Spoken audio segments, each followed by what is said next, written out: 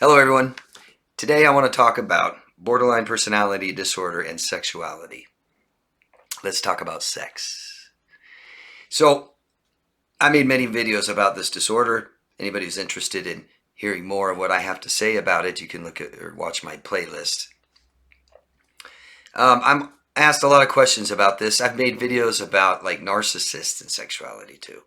It's a little different, for sure. Very different disorder, even though people think they're the same.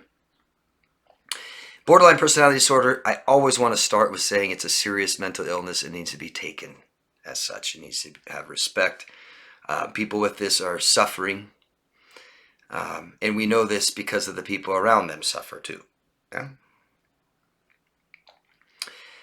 This illness affects men and women differently. Even though women may be diagnosed more with the disorder, it is said that possibly men and women both have the disorder equally. But it definitely affects men and women differently. It affects the individual differently. So I'm not here to broad brush this disorder and say that they all do this or all do that. Not all, okay? I know a lot of people with this disorder watch these videos. Feel free to chime in and tell us what you think about what I'm saying, or to offer any other suggestions or some insight into your own experiences. That would be helpful for others. Thank you. First, people with this disorder lack self-reliance. They rely on others to feel well, okay? So sexuality can play a huge part in their lives, in your relationships, okay? Men frequently can become sex addicts, addicted to pornography, all right? They may have many different partners cycling through them. With depression and anxiety and a lack of emotional connection and the lack of self-reliance, it means impulsivity and compulsive behaviors, okay? Compulsive for the amount of partners they may have. This also, I have to bring up that this causes, and many of these people with this disorder may have sexual dysfunction disorders, okay? I'll get into that in a minute. Women with borderline personality disorder. And this is just what I'm telling you guys that I've learned from studying this disorder for so many years and coaching so many people. Not so much with the disorder, which I have, but people that are giving me insight in the relationships they have with people that have this disorder. I think of women as being extreme, and men too. It's not just exclusive, but women will tend to be very promiscuous, or maybe no sex at all, ever, or withholding sex, big time.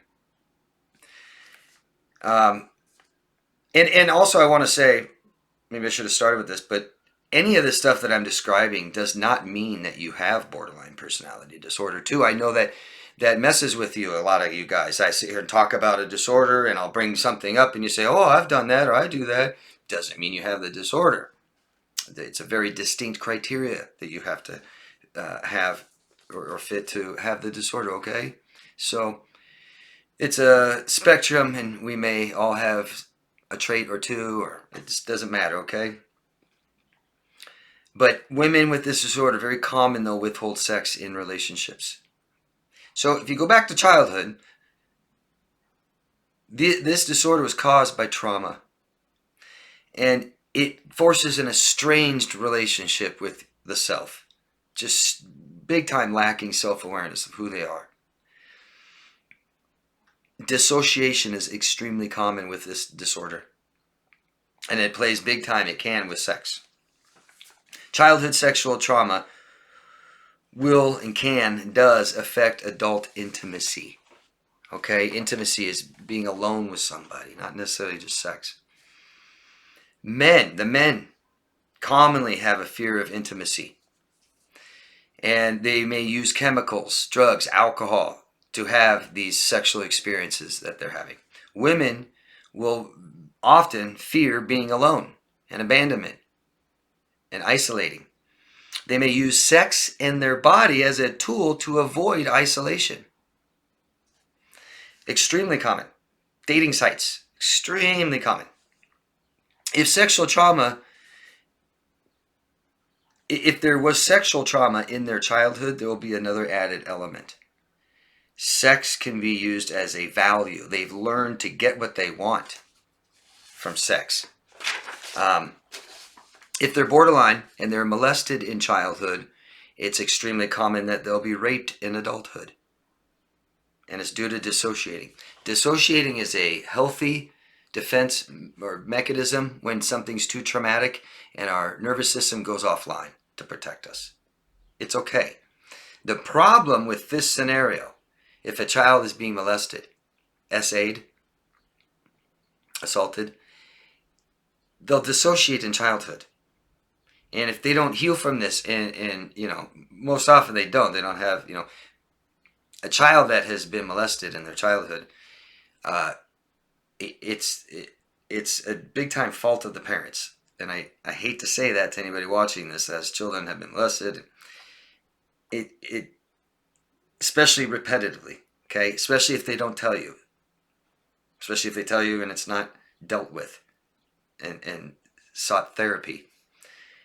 But they could dissociate as a child in this experience. And what happens is later in life, in adulthood, they may start dating and they can be triggered. And the trigger doesn't need to be much. Okay? A first date, a man could take a female borderline out who's been SA'd, molested in childhood, and drop her off at home. I've used this before, example, and put his hand on her leg. That could be all it takes for her to be triggered and dissociate. And they may still go into her home and he has sex with her, could stay the night, and eventually leave. No problem. She didn't say no. He didn't know she was dissociating. And she may, in the morning, feel like she didn't agree to that. She may believe she was raped. She may never stop someone trying to have sex with her. And so you've got that fine line. Was it rape or not? But children who have been SA'd in childhood, it's over 70% likely they'll be raped in adulthood. And that kind of shows why. They may feel too much shame and never have sex or develop intimate relationships. Very small percentage of people that do this. And still a small percentage of borderlines. But it's common for people with this disorder to go long periods of no relationships, no sex. It's common for men to be virgins. Whoop! That's brighter in here. To be virgins until their 40s. Forever. Women, too. Okay? Extreme hypersexual or hyposexual or hypoactive sexuality. Powerlessness. Remember, no self-reliance means feelings of powerlessness. And dissociating can result in false rape allegations. Okay? I know many of you watching have faced this. Feel free to comment. It's a safe place. Men will most likely have a fear of intimacy, like I said. But understand that trauma causes anxiety. Okay? So we know now, through studies recently, that all anxiety is due to childhood. All. I don't care. You have anxiety problems, you have anxiety disorders. This was caused in childhood from at least neglect, if not abuse, and trauma. Okay? And this causes a fear of intimacy. Sexual dysfunctions, like arousal disorders, orgasm disorders, desire disorders, hypoactive sexual desire disorder. Could cause abstinence and isolation, or just a cycle of different partners constantly. So, it's quite often people with this disorder are emotionally avoidant in relationships and also avoidant attachment styles. Okay, so they seek attachments with people, and as they get too close, they push you away. And this disorder is very commonly known to have that push-pull dynamic in the relationship. Okay, I hate you, don't leave me. I love you, I hate you. I want to marry you, never want to see you again. I want you, I never want you again. Have sex with me, please, I want to have sex with you. Why did you force yourself on me? Sex is important to almost all of us, and it's a healthy thing to do, okay? In relationships, it's very important to most of us. This can cause not only sexual frustration, but also damage to the psyche in the partners. Whether it's too much sex that they demand, or withholding sex, or having sex with other people, cheating. Feelings of rejection, anxiety, and depression. And we lose self-respect and lose self-confidence and lose self-worth. You guys, partners. The beginning of a relationship, it's very, very common for a borderline to mirror you and agree with everything you're saying. Me too, yeah. Oh, I don't want to have sex too fast either, too much, too soon either. No, I want to take it slow too. And the very next time you see them, they're initiating sex right away. Don't forget, they don't know who they are. Extremely contradicting. But this causes attachment too fast, guys. And this is so common with you guys who have been victims of abusive borderlines in relationships, and we attach too fast. And sex is a great way to do that. Yeah? Talking too much, seeing each other too much, right? Telling each other too much personal, private stuff, talking about traumas, future faking, making plans, living together right away, all of that, right? Too fast causes codependency. Okay? Borderline is the codependent, on steroids. And you just can't have a relationship with a borderline without having codependent behaviors as well. Period. I've had people try to tell me, oh no, I was, living with the borderline for years. No, I wasn't codependent. It causes problems in partners after relationships as well. Sexual dysfunctions also, and disorders also for the partners after the relationship. Damaging. This can and does lead to cheating, which is one of the most common forms of self-sabotage in a relationship from a borderline. Triangulation, big time. Oh man, how many times have I heard people dating a borderline and their partners and their exes constantly in their life, talking about them all the time. Then all of a sudden, you date a borderline for 2 years, and all of a sudden you meet their best friend that you never heard about ever. This is your best friend. Okay. It's damaging, and it's damaging to both people.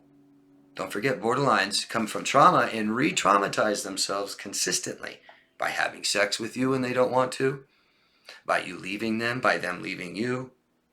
All of it. Trauma for both people. Very, very common in relationships with people with borderline is you suffer emotional trauma. And you're suffering, and you could suffer for years without help.